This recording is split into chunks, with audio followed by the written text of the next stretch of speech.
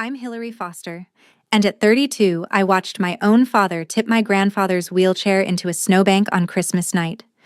The chair landed on its side.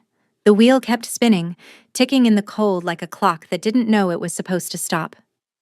My grandfather was 88 pounds of stubborn dignity in a wet wool coat, and the people who shared his last name shut the door on him without blinking. I'd spoken up. That was the whole crime.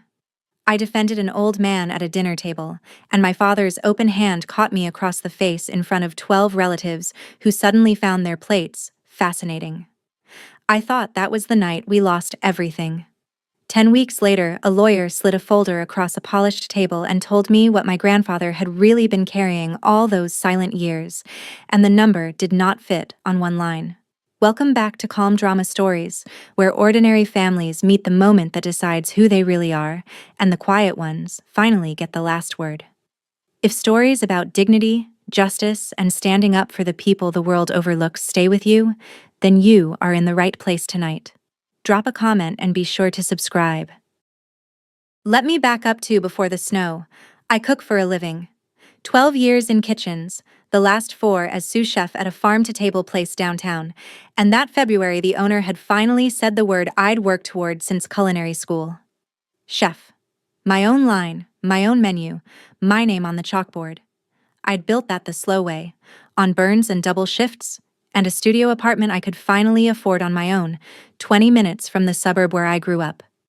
Nobody handed me anything, and I liked it that way. The one person who ever acted proud of me was my grandfather, Walter Foster. Walt to anyone he liked, and he liked almost no one in our family by then. He'd had a stroke 3 years back, at 75, and after that, he lived in my parents' big colonial in Halewood, in a downstairs room that used to be a study. I called him every Sunday. I drove out twice a month with soup in a thermos and sat with him while his hands stayed busy, because his hands were never still, even after the stroke took the strength from his right leg. My parents talked about him the way you talk about a leaking roof: expensive, inconvenient, a thing you resent paying for. My mother, Linda, would sigh and mention what his care cost, like she was carrying him on her back up a hill. My father, Russell, mostly just left the room. I didn't understand it then. A man raises you, feeds you, and you treat him like a bill that won't stop coming. I kept thinking there had to be a reason a son could look at his own father with that much cold in his eyes. There was a reason. It took me decades to learn it. The invitation came by phone in mid-December, and it came with conditions. My mother called on a Tuesday while I was prepping for service, and she got to the point the way she always did. Christmas dinner, 7 o'clock, and please, Hillary, don't let your grandfather turn it into a production. Those were her words. A production. I asked what she meant. She said the relatives were coming, the Pruitts and the Andersons, and the evening needed to look a certain way. She said the wheelchair made the dining room feel like a hospital. She said maybe he'd be more comfortable eating earlier, in his room, before everyone arrived. I held the phone against my shoulder and kept dicing, because if I stopped, I was going to say something I couldn't take back. My sister Brooke got on the line next, 29 and never once embarrassed by it, and she spent 4 minutes describing the watch our parents had already bought her. Then she said, almost cheerful, that I should leave the old man home so I could actually enjoy myself. I said I'd bring him. There was a pause that told me everything. I told them I'd handle his chair, his food, all of it, that they wouldn't have to lift a finger. What I didn't say was that I'd already decided. He was going to have one good Christmas in that house while he still could. I bought him a new flannel shirt and pressed it myself. I should have heard the warning in that silence. I heard it. I just believed, the way you do, that no one would be cruel to a man on Christmas. We got there at 6:45, and the trouble started at the threshold. There was no place set for the chair. The table sat 12 in a room built for 10, and when I rolled Walt toward the empty stretch near the head, my father stepped in front of us. He looked at the wheelchair like it had tracked mud across his life. "That thing's an eyesore," he said, not even quietly, and he wheeled Walt himself into the corner by the sideboard, the bad corner, where the right wheel ticked against the floor register every time it turned. Walt didn't argue. He folded his hands and watched the room with those pale, patient eyes. Dinner came out on the good china, prime rib and the works, and my mother served everyone but him. When I asked for his plate, she waved at the kitchen and said there were leftovers from lunch. He could have what was there. Cold ham and a heel of bread. I'd made a braise that morning, his braise, the red sauce one he taught my grandmother 40 years ago, and I'd brought it in a covered dish hoping to add it to the table. My mother set it on the counter, untouched, like a coat she didn't want. Brooke laughed at something on her phone. The Pruitts talked about a cruise, and my father, carving at the head of the table, looked down the length of it at his own father in the corner and said the line I will hear until I die. You don't get a seat at this table. The room went quiet for half a second. Then Walt smiled, small and even, and said something so soft only the nearest few caught it. He said, "You sat at plenty of mine." My father's face drained white.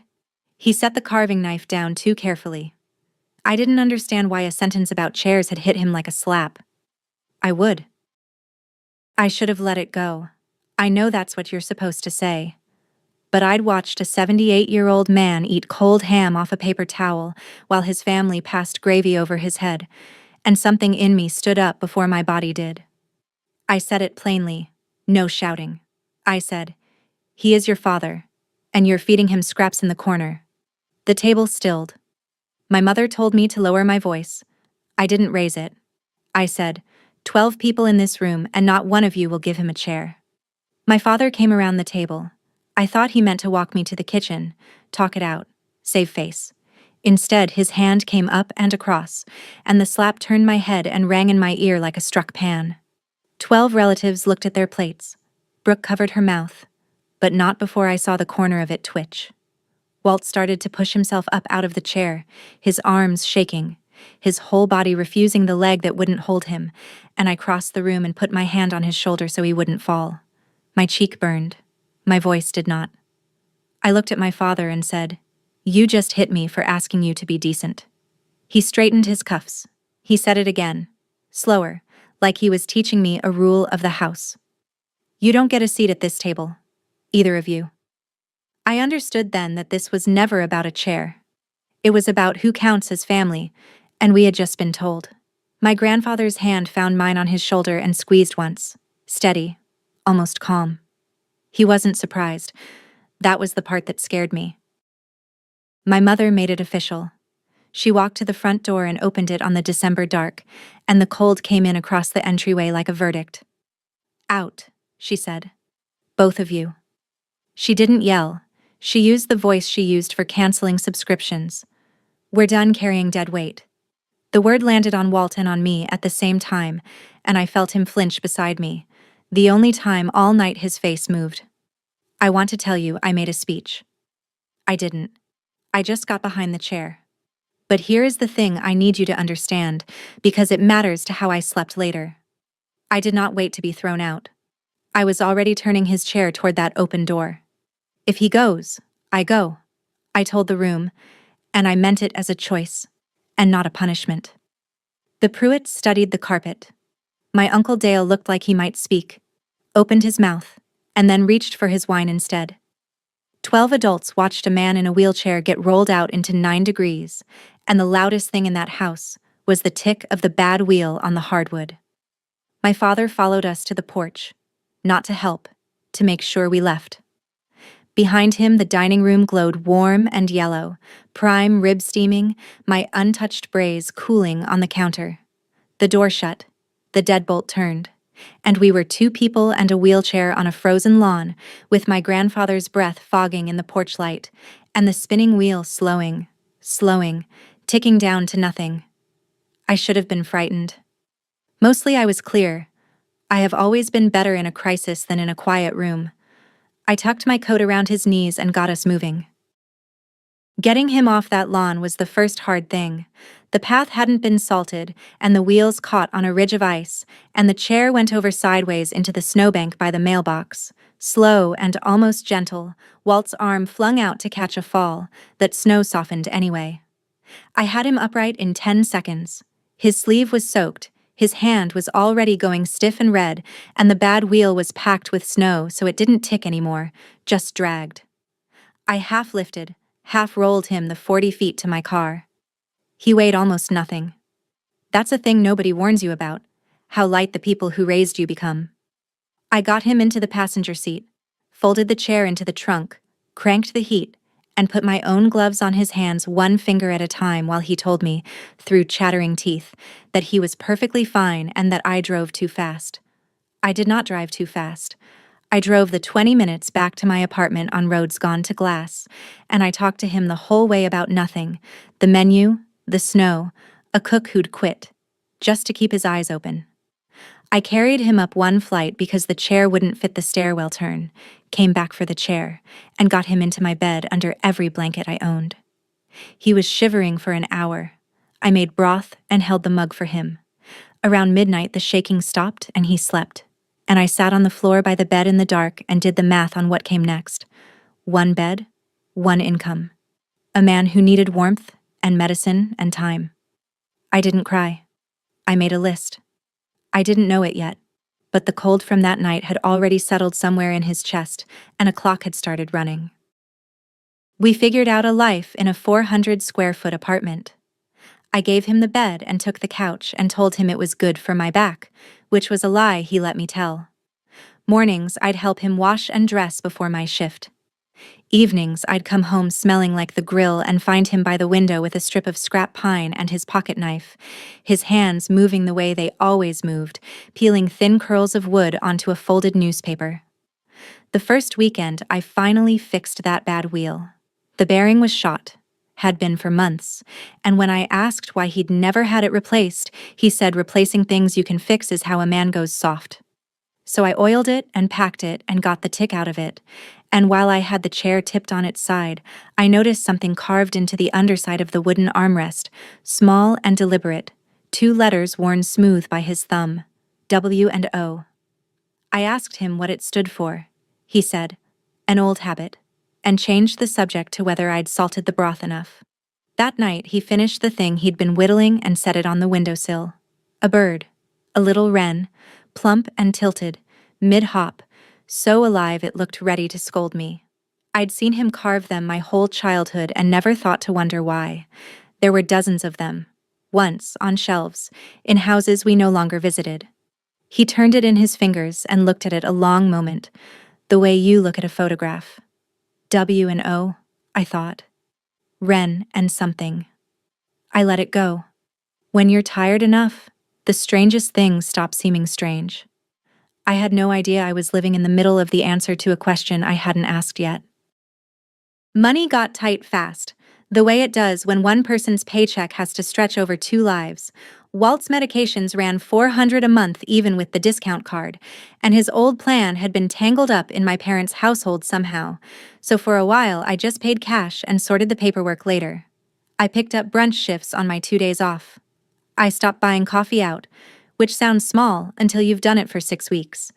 The thing about being the reliable one is that you never learn to ask for help, and I didn't. My friends would have lent me money. I never told them I needed it. I told the restaurant I had a family situation and kept my hours up and my mouth shut, and I budgeted down to the dollar at a folding table after Walt fell asleep. My mother called once in early January. Not to apologize, to make an offer, she called it. She said the guest room was still open. She said I could come back, get my feet under me, that everyone makes scenes at the holidays. And then, like an afterthought, she said the room was for me. Just me. If you ditch the old man, she said, you can come home. I stood in my kitchen with a pot of his braise going on the stove, and I thought about the word ditch, like he was furniture left at a curb. Comfort isn't worth what you're charging for it, I told her, and I hung up. I didn't slam it. I'm not a slammer. I just set the phone down and stirred the pot and looked over at a man asleep in my bed who had never once made me feel like a burden, and I understood that I had already chosen the more expensive life and that I would choose it again. The first crack in the ordinary came at a hardware store. I'd taken Walt with me to buy felt pads and a new threshold ramp so the chair would clear the bathroom door, and we were in the lumber aisle because he wanted to feel the oak, run his thumb along the grain, and tell me which boards were lying about their quality. An older man in a canvas jacket stopped at the end of the aisle and just stared. 60s, weathered, the kind of hands that have held tools for 50 years. He looked at Walt for a long beat, then took a step closer and said, "You're not." He stopped. He said, "No, couldn't be." He shook his head at himself and almost laughed. "I'm sorry," he said. "You look exactly like a man I worked for a lifetime ago. Best in the business," and then he just vanished. The man waited like he was leaving a door open. Walt smiled, friendly and flat, and said, "People tell me I have that kind of face." The man nodded slowly, not convinced, tipped his cap, and moved on. I watched him go and then looked at my grandfather, who had gone very interested in a piece of red oak. "Who did he think you were?" I asked. Walt set the board down. "Nobody," he said. "A long time ago." He wouldn't meet my eyes, and Walt always met my eyes.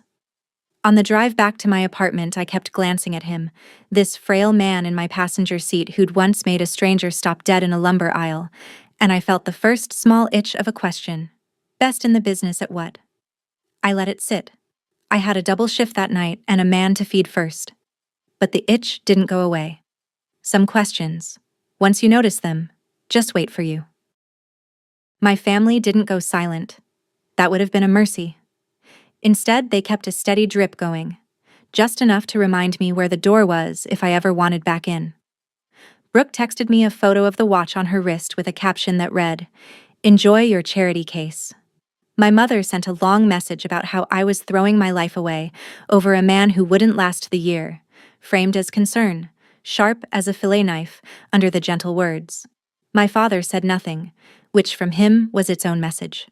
For 3 days I answered nothing, and then Brooke called and got my voicemail and left 30 seconds I'll never forget. "He's nothing," she said, like she was correcting my math. "You picked nothing over us." I sat with that for a while. The old me, the one who managed everyone, would have called back and tried to explain, tried to be understood. But you can't reason someone out of contempt they enjoy. So I did the only clean thing. I blocked her number, then my mother's, then my father's, one after another, and the apartment got quieter and somehow easier to breathe in. Walt watched me do it from the bed. "You don't have to fight them for me," he said. I told him I wasn't fighting them. I was just done handing them my afternoons. He nodded, slow, and went back to his wren.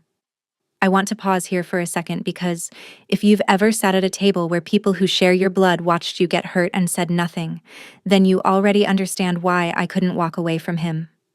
You don't owe loyalty to people who only offer it on condition. Stay with me, because what my grandfather was quietly carrying changes everything that comes next. If this is hitting home, hit subscribe so the rest of the story finds you. Walt started talking more in late January, the way people do when the nights get long and the body slows. Mostly stories, and most of them were about wood. He told me about a shop floor he ran in the 80s, the smell of fresh-cut maple, the men who worked the joiners, a company he'd built from a 2-man garage into something with his name on the side of a building. Foster and Sons, he said, and his mouth went tight on the word sons. I asked what happened to it. He was quiet for a while, peeling a curl of pine. Then he said, "The year they took it all, like it was the name of a season." I asked who took it. He looked at the wren coming alive in his hands and didn't answer that. Instead, he said the thing he'd say 3 more times before the end, the thing that's been carved into me ever since. "They can take what you build," he said, "never what you are." I thought it was the kind of soft wisdom old men hand out so the young will feel better about a hard world. I told him that was a nice way to think about it. He smiled at me like I'd missed something obvious, which I had, and set the finished wren on the sill next to the others. There were 5 up there by then, a little flock facing the window. He told me his father had taught him to carve them, that a wren is the loudest bird for its size, that nobody respects it until it opens its mouth. I laughed. He didn't. He was looking at the birds, and there was something in his face I couldn't name, something that was not regret and not grief. but lived in the same neighborhood. The year they took it all. I should have asked again. I didn't. I had broth on the stove. The letter came on a Thursday, and it didn't look like anything. I was sorting his mail at the kitchen table, the usual pile of plan summaries and pharmacy notices, when I found a thick cream envelope with a return address embossed in navy ink. Crane and Holloway, trustees. Certified. Requiring a signature, which is how I knew to slow down. I'd signed for it that morning without reading the sender. I almost said it with the medical stuff. Then the word trustees caught me. Inside was a single dense page addressed to Walter R. Foster, referencing what it called the annual trustee certification and, halfway down, a line about a property tax abatement on the Ashford Mill site. I read that sentence 3 times. Ashford Mill. I had never heard him say those words in my life. There was a reference number, a phone line, and a sentence at the bottom asking him to confirm receipt at his earliest convenience. I carried it to the bedroom and held it up so he could see. "What's Ashford Mill?" I asked. He looked at the envelope the way you look at a face from a past life. His expression didn't change much, but his hands went still, and his hands were never still. "Old paperwork," he said. "Let it be." I asked him whose paperwork required a certified letter and a trustee. He said, "Mine," in a way that closed the subject like a drawer. I have spent a lot of nights since wondering what would have happened if I'd pushed right then. But he was clear-eyed and calm, and it was his name on the envelope, and his business behind it, and a man gets to keep his own secrets in his own last winter. So I did the only thing that felt both respectful and smart. I didn't throw it away. I slid it into the zip pocket of my work bag where it stayed, a small cream rectangle that I would come back to when everything else had fallen apart. I looked it up, because I'm not the kind of person who can carry an unanswered question without picking at it. On my phone, on a break behind the restaurant, I searched Ashford Mill. What came back stopped me cold against the brick. It wasn't a ruin or a memory. It was an operating site, a sprawling complex an hour north of the city. Satellite photos showing acres of roof, loading docks, a parking lot full of cars on a workday. A furniture and home goods manufacturer, the listing said, though the brand name on the signage was scrubbed in the public records under a holding company. I stood there with grease on my apron and tried to fit that picture against the man asleep in my bed who couldn't afford his own pills. It didn't fit.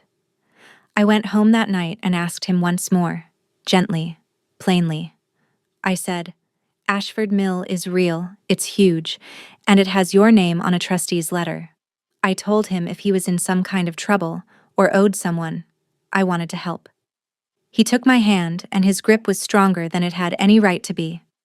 "Hillary," he said, "I am not in trouble. I am exactly where I chose to be." Then he asked me to leave it alone, not as a brush-off, as a request, one adult to another. And here's where I want to be honest with you about why I didn't tear the world apart to find out more. He was sound of mind, sharper than me on a good day. It was his name and his business and his choice. And whatever it was his to keep, not mine to crack open. So I let it rest. I told myself there'd be time to understand it later. That was the one thing I turned out to be wrong about. There wasn't much later left.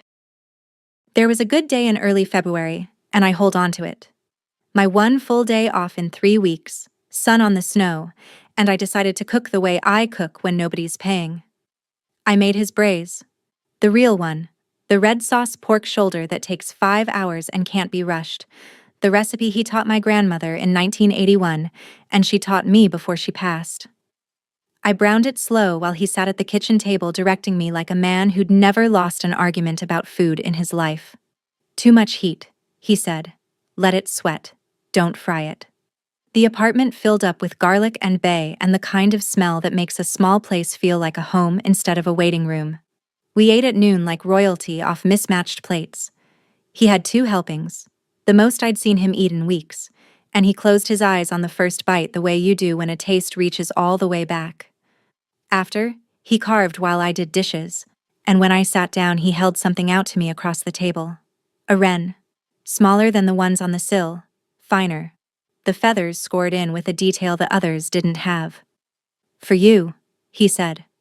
I told him it was beautiful and reached for it, and he held on a second longer than a gift requires. I only carve these for the ones who'd never leave me in the cold, he said. I didn't have anything to say to that, so I just closed my hand around it. It was warm from his hands. I put it in my coat pocket and I have carried it every day since. I didn't know that little bird was about to become the most important object in my life. I just knew that a man who'd been thrown into the snow had given his granddaughter the thing he made for people he trusted, and that it was the richest I'd ever felt. The cold came back the second week of February, a hard snap that dropped us into single digits, and Walt's body had been waiting for an excuse. It started as a cough, the kind you tell yourself is nothing. By the third day, it had teeth. He got quieter, slept more, ate less, and the braise sat in the fridge in a container he waved away. I knew the shape of it before I admitted it. I'd watched my grandmother go the same way. The slow gathering, the body deciding. I begged off 2 shifts and sat with him, and he insisted he was fine, that he'd buried colder winters than this one. But his color was wrong, a gray under the skin, and when he reached for the water on the nightstand, his hand missed it by an inch. The night his fever spiked, I didn't argue with myself. I called for an ambulance. While we waited, I packed a bag, his pills, his glasses, the new flannel shirt, and almost without thinking, I tucked the little wren into the side pocket and the cream trusty envelope after it. The 2 things that didn't belong in a hospital bag, because some part of me already understood we might not come home together. He gripped the chair's worn armrest as the paramedics lifted him, his thumb finding those 2 carved letters by habit, W and O, the way another man might touch a saint's medal. The bad wheel ticked once against the doorframe on the way out.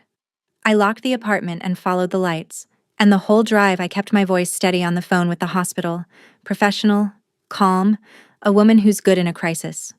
It was only at a red light, alone, that I let myself say the true thing out loud to the empty car. Not yet, please, not yet. They came to the hospital, which surprised me until I understood it. Pneumonia, the doctors said, in a frail man with a damaged heart, and the word they wouldn't quite say hung over the room. I'd been there 19 hours when my parents appeared in the ICU waiting area, my mother in a camel coat, my father a step behind, and for one stupid second my chest lifted because grief makes you hope. Then I watched my mother work the room. She found the charge nurse first. She pressed a hand to her heart and said, in a voice pitched to Carrie, "We've done everything for him. You know, everything. For years." She asked about visiting policy loud enough for the family across the way to hear what a devoted daughter-in-law sounded like. My father stood by the window and looked at his phone. Neither of them asked me a single question about Walt's actual condition, his oxygen, his medications, the DNR conversation the doctor and I had already had. They asked who else was coming. They asked carefully whether he was lucid, whether he'd been saying anything, and that question landed strangely, too specific, a fishhook dressed as concern. I told them he was sleeping. My mother squeezed my arm in front of the nurse and murmured that families heal at times like these, and then, when the nurse stepped away, she dropped my arm and dropped the warmth with it, and asked me where his paperwork was. His what? I said. His affairs, she said, smoothing her coat. Someone has to be practical, Hillary. I looked at this woman performing love for an audience of strangers while her father-in-law fought for air 20 feet away, and I understood that they hadn't come to say goodbye. They'd come to take inventory. I didn't know yet what they were counting, but I knew it wasn't him.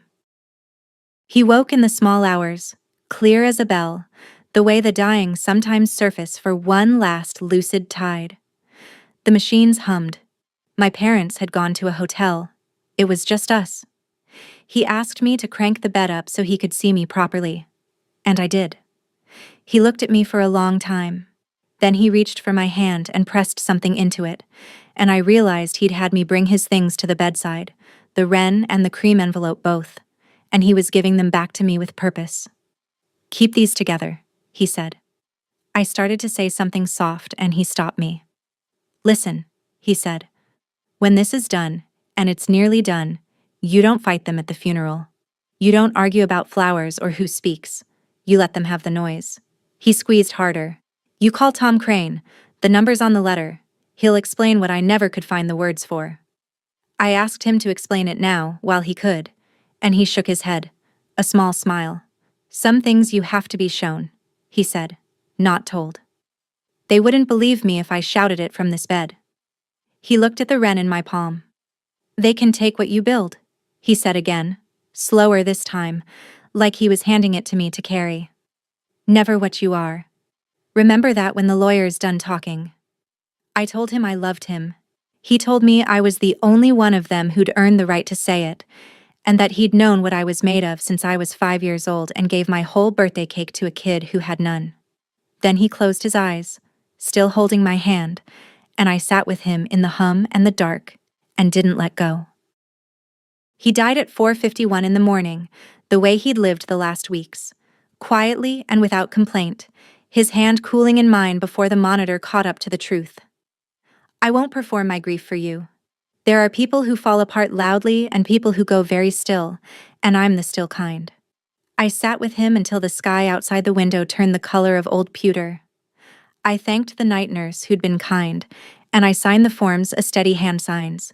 Then I went down to the parking garage, got in my car, and held the little wren against my chest in the gray light, and I let myself feel it for exactly as long as it took the windows to fog, and then I wiped my face and started making calls. That's not coldness.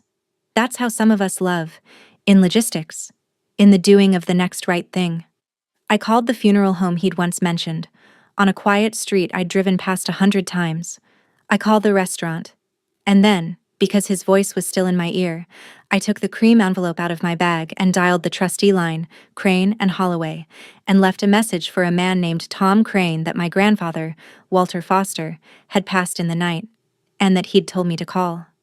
I expected a call back in a week. The slow grind of estates. Tom Crane called me back in 40 minutes.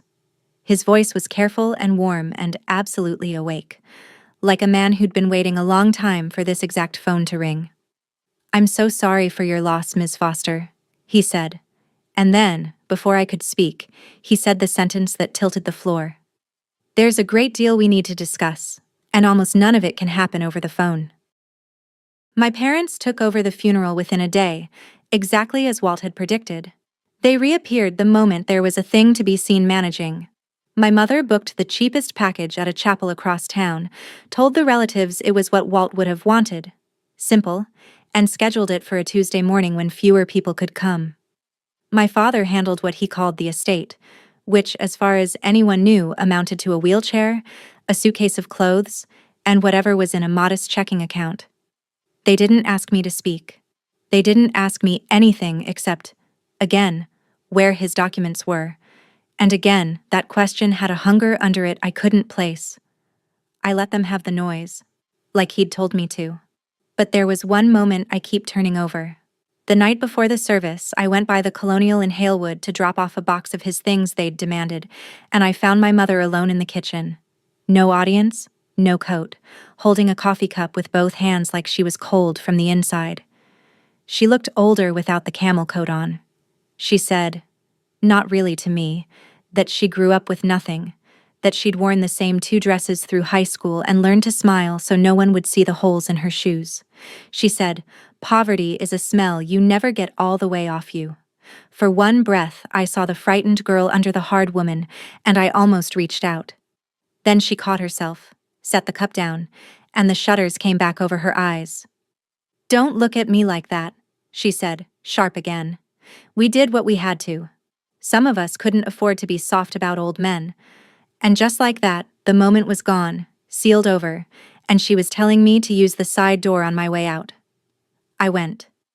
You can understand where a person's cruelty comes from and still refuse to let it set the table. Tom Crane called the morning after the funeral. By then I'd buried my grandfather in a 40-minute service where my father called him a complicated man, and my mother dabbed at dry eyes, and Brooke checked her phone, and I'd sat in the back row with the little wren in my fist and said my real goodbye in silence.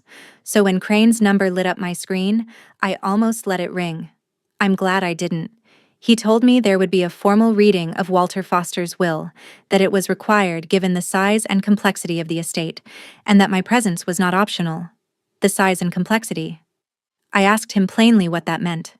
He paused, and I could hear him choosing his words like a man stepping across a frozen pond. "Ms. Foster," he said, "your grandfather left specific instructions for how this is to be revealed, and in what order, and to whom. I have honored every wish of his for 26 years, and I intend to honor this one." Then he said the part that made the hair stand up on my arms. "Until the reading, please do not sign anything anyone puts in front of you. Do not agree to administer anything. Do not let your father file as next of kin. And do not, under any circumstances, discuss the trustee letter with your family." I said I hadn't told them about it. "Good," he said, with feeling. "Keep it that way for 9 more days." I hung up and stood in my kitchen and looked at the cream envelope on the counter, and for the first time I let myself think the thought I'd been pushing down for weeks. Whatever Ashford Mill was, whatever my grandfather had really been, my family wanted it badly enough to throw 2 people into the snow, and they had no idea what they'd thrown away. The reading was held downtown, on the 31st floor of a glass tower I'd walked past my whole life without once looking up. Crane and Holloway took the entire floor. That was my first clue that 9 days hadn't prepared me for anything. The receptionist knew my name before I gave it. A young associate walked me down a hallway hung with framed photographs of furniture, beautiful pieces, chairs and sideboards and long farmhouse tables, and at the corner before the conference room there was a single large frame holding nothing but a logo. A small bird, plump and tilted, mid-hop, a wren. Under it, 2 words in a quiet serif, Wren and Oak. I stopped so suddenly the associate had to wait. W&O.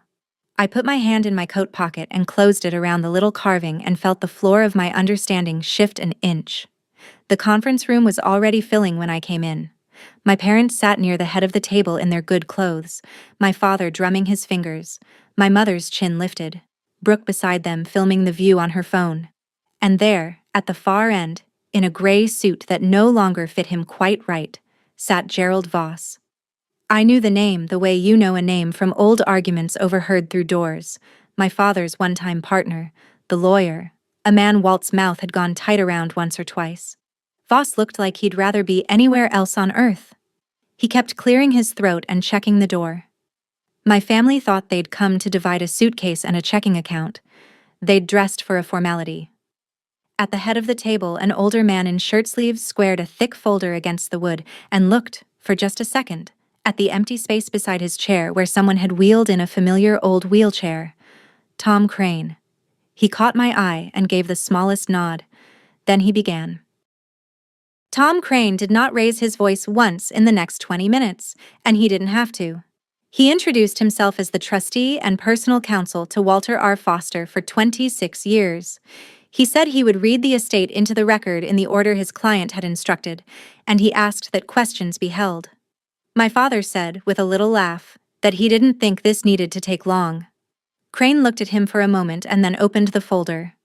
The estate of Walter R. Foster, he read, consists primarily of his sole ownership interest in Wren and Oak Incorporated, a privately held home furnishings manufacturer, together with its parent holding company, Wren Holdings LLC. He turned a page.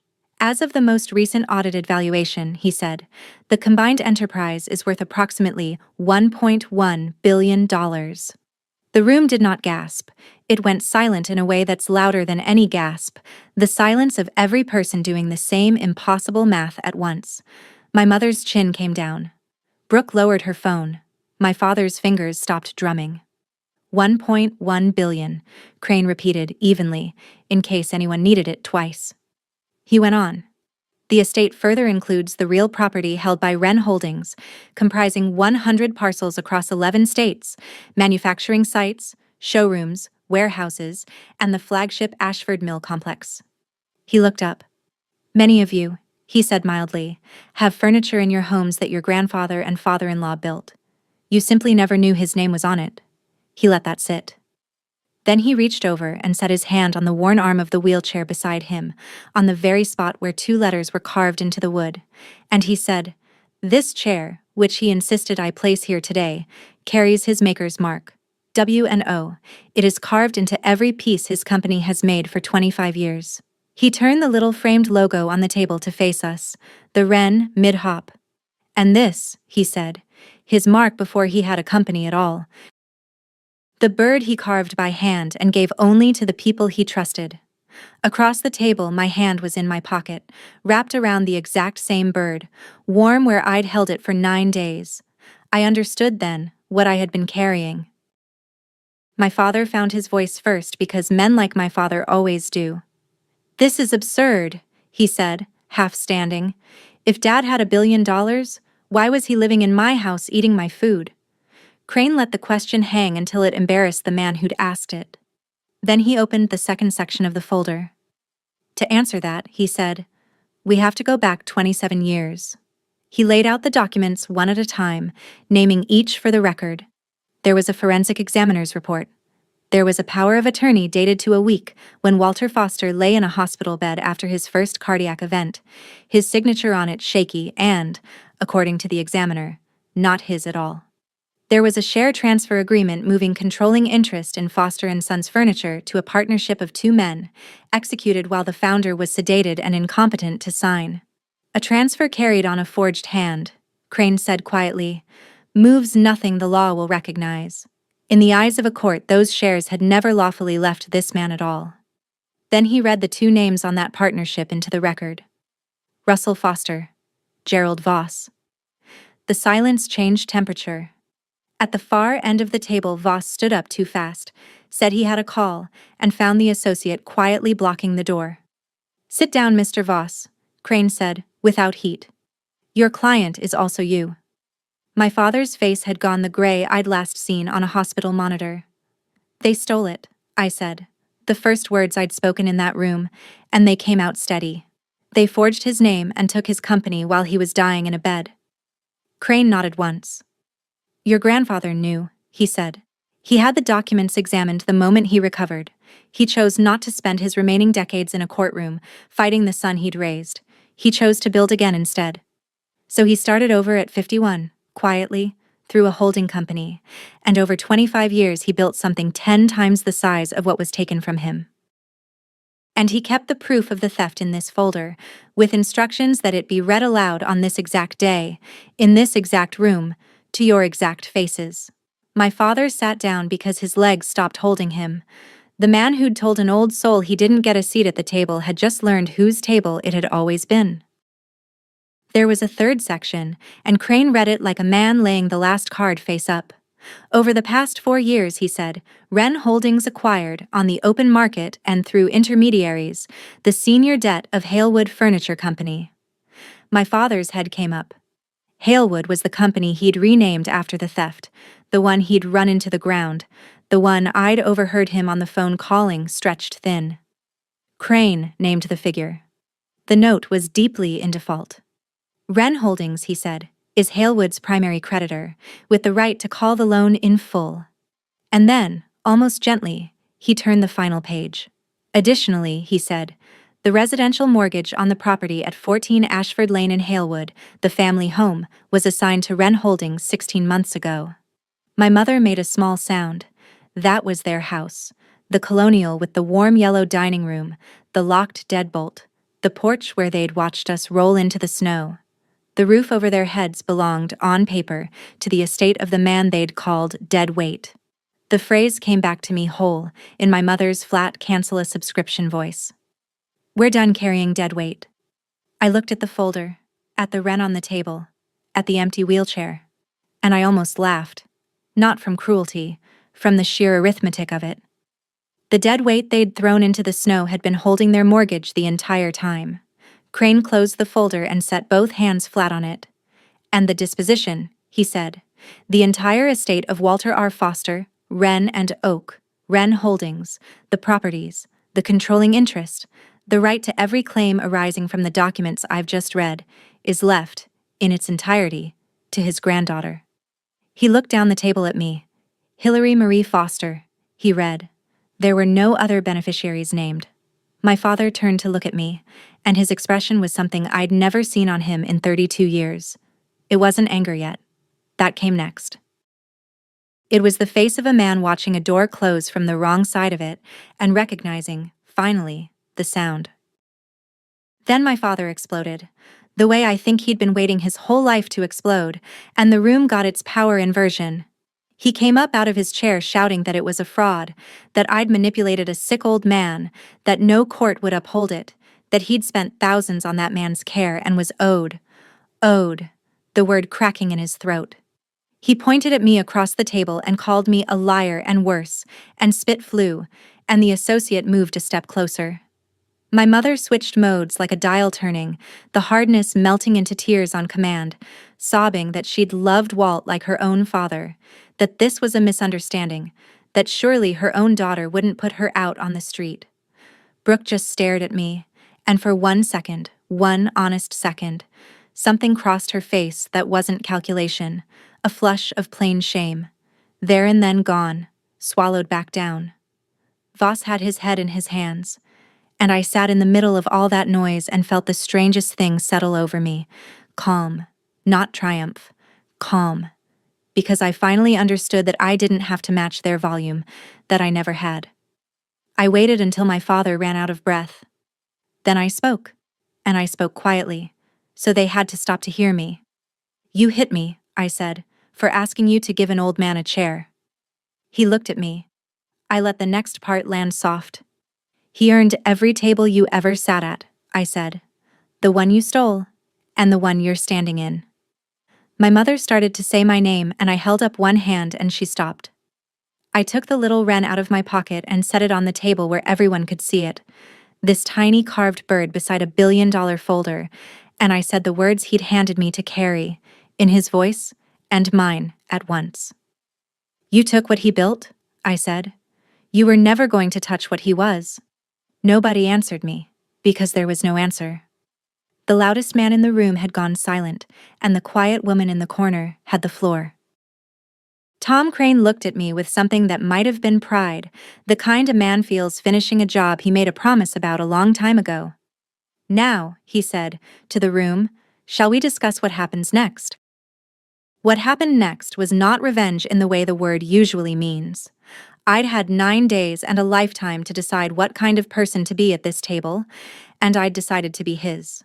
So I did it through the law, cleanly, the way he'd done everything. I told Crane to refer the forensic file to the district attorney and to the state bar, and to let the prosecutors decide what the years still left within their reach. A forgery 3 decades old is a hard thing to charge. Elder financial abuse from the last few years is not, and my father had handed them plenty. Then I had Crane file the civil action that mattered most. A forged signature transfers nothing, so in law those original shares had never left my grandfather, and the estate moved to undo the theft at last. The note on Halewood I let stand and called, lawfully, on schedule. And the mortgage on the house in Halewood I did not forgive, but I made one offer, through Crane, in writing, to my mother alone. A modest apartment, paid for 2 years, a soft landing she did not deserve, and that I extended anyway because cruelty wasn't the inheritance I wanted. She refused it. She called it an insult through her lawyer the same week she called the original verdict an insult, so I stopped offering. "I'm not punishing you," I'd said to her at the end of that reading, and I meant it. "I'm just finally letting the truth cost what it always should have. That's the whole of my revenge." I let the documents speak, and I let the people who forged them answer to someone with a badge instead of someone with a grudge. Here's where things landed, because you deserve the arithmetic. My father was charged 11 weeks later with elder financial abuse and fraud, the recent conduct, the part the law could still reach, and the case is still grinding through the system. The court voided the old transfer too. A forged hand, it turned out, had never legally moved a thing. Gerald Voss surrendered his law license rather than face the disbarment hearing, and the criminal exposure followed him out the door. Halewood Furniture closed in the spring. The note came due and there was nothing behind it, and the family name my father had run into debt simply stopped existing. They lost the house in Halewood by summer, legally, every notice served and every window honored. Brooke moved to another state and sends every few months a short text with no demand in it, which is the closest thing to an apology I expect to get. and more than I expected at all. My mother I do not hear from. As for me, I did the thing that scared me more than poverty ever had. I said yes to the estate. I run Wren and Oak now, not from a corner office I earned by blood, but as the person Walt trusted to keep it honest. I kept the chair. It sits in my office with the bad wheel I fixed and the 2 letters carved in the arm, and visitors think it's decoration until I tell them it's the founders. The little wren sits on my desk facing the window, the way his flock used to face the light. And in the canteen at Ashford Mill, where 600 people make furniture every day, the Friday special is a slow braised pork shoulder in red sauce. His recipe? My hands. The smell of garlic and bay rolling out across a factory floor he built twice. The men who work the joiners don't know whose recipe it is. They just know it tastes like somebody cared. That's enough. That's exactly the kind of rich he meant. My grandfather lost a company and built a bigger one, but the thing they could never forge, never steal, never throw into the snow, was the only thing that ever made him rich, which was simply who he chose to be when the people who shared his name were watching and didn't care. That's my story. One cold Christmas night, one wheelchair in a snowbank, and a will that finally said out loud what a quiet man spent 25 years proving. If this reminded you that kindness to the overlooked is never the foolish choice, and that dignity is the one thing no one can take from you, then take it as a sign tonight. Call the family member everyone else forgets. Check on the ones the world rolls into the corner. Do it today. Share this with someone who needs to hear it. Drop a comment, hit subscribe, and I'll see you in the next one.